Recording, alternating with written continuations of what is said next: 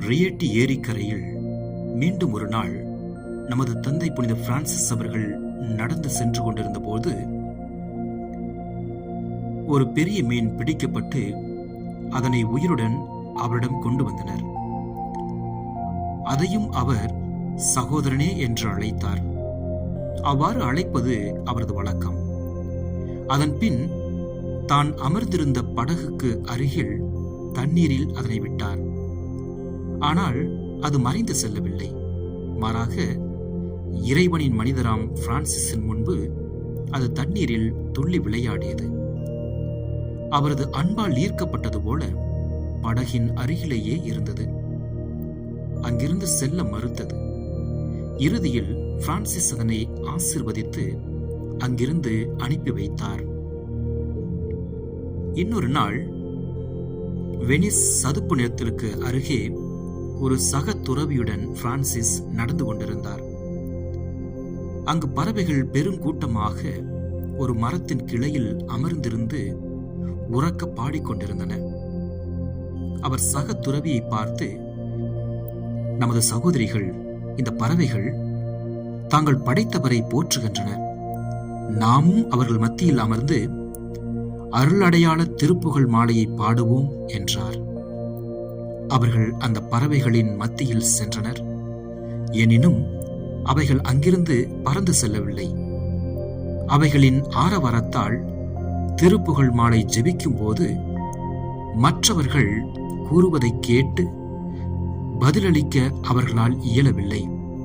ஆகவே புனித பிரான்சிஸ் அப்பறவைகளை நோக்கி, என் சகோதரிகளே, பறவைகளே, நாங்கள் இறைப்புகழ் பாடி எங்கள் கடமையை நிறைவேற்றும் வரை பாடுவதை நிறுத்துங்கள் என்றார். அந்த பறவைகள் உடனே பாடுவதை நிறுத்தின. அவர்கள் திருப்புகழ் மாலை ஜெபித்து முடிக்கும் வரை அமைதி காத்தன. தங்கள் பாடலை தொடர அவர் அவைகளுக்கு அனுமதி அளித்த மறுகணமே அவை மீண்டும் பாடத் தொடங்கின. அவர் போர்ச்சியங்குலாவில் தங்கியிருந்த போது சில்வண்டு ஒன்று அத்தி மரத்தில் இருந்து கொண்டு தொடர்ந்து குறுவொலி எழுப்பிக் கொண்டே இருந்தது. தனது பாடலின் மூலம் இறை ஊழியராம் பிரான்சிஸை இறைப்புகழ் பாட தூண்டியது.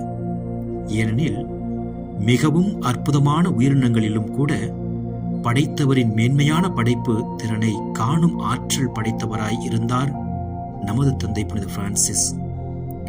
ஒரு நாள் அவர் அந்த சில்வண்டை அழைத்தார். அவருக்கு கீழ்ப்படிய வேண்டும் என்று இறைவன் அதற்கு கட்டளையிட்டது போல அது உடனே அவரது கையில் வந்து அமர்ந்தது. அவர் அதனை நோக்கி, என் சகோதரியே, உன் ஆண்டவரும் உன்னை படைத்தவருமாகிய இறைவனை போற்றி அகமகிழ்ந்து பாடு என்றார். அது உடனே குறுவொலி எழுப்பியது. மீண்டும் தன் இடத்திற்கு செல்ல அவர் ஆணையிடும் வரை ஒளி எழுப்புவதை நிறுத்தவே இல்லை. 8 நாட்களாக அது அதே கிளையில் அமர்ந்திருந்தது. பிரான்சிஸ் கூப்பிட்டதும் அவரிடம் சென்றது. அவர் போகச் சொன்னதும் அங்கிருந்து சென்றது. அதன் பின் இறைவனின் மனிதராம் பிரான்சிஸ் தன் சக துறவிகளிடம் இவ்வாறு கூறினார், இப்போது நம் சில்வண்டு சகோதரிக்கு விடை கொடுப்போம். அவள் தனது பாடலால் நம்மை போதுமான அளவு மகிழ்ச்சியுற செய்திருக்கின்றாள். 8 நாட்களாக நம்மை இறைப்புகழ் பாடும்படி தூண்டியிருக்கிறாள் என்றார். உடனே அது அங்கிருந்து அகன்றது. மீண்டும் வரவே இல்லை. அவரது கட்டளையை மீறுவதற்கு மனமில்லாதது போல இருந்தது.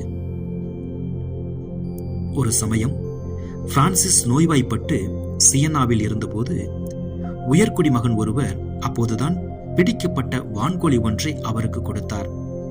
பிரான்சிஸை பார்த்த மாத்திரத்திலேயே அது அவருடன் அன்புடன் ஒட்டி கொண்டது. அவரை பிரிந்து செல்ல மறுத்தது. துறவிகள் பலமுறை அதை பிடித்துச் சென்று அது பறந்து செல்வதற்கு ஏதுவாக ஒதுங்கு துறவு மடத்திற்கு அருகில் உள்ள திராட்சை தோட்டத்தில் விட்டு வந்தனர். ஆனால் அது ஏதோ வாழ்நாள் முழுவதும் அதற்கு உணவளித்து காத்தது அவர்தான் என்பது போல அவரிடமே திரும்பி வந்தது. அதன் பின் தந்தை பிரான்சிஸ் மீது பக்தி கொண்டு அவரை பார்க்க வந்த மனிதர் ஒருவரிடம் அதனை ஒப்படைத்தார்.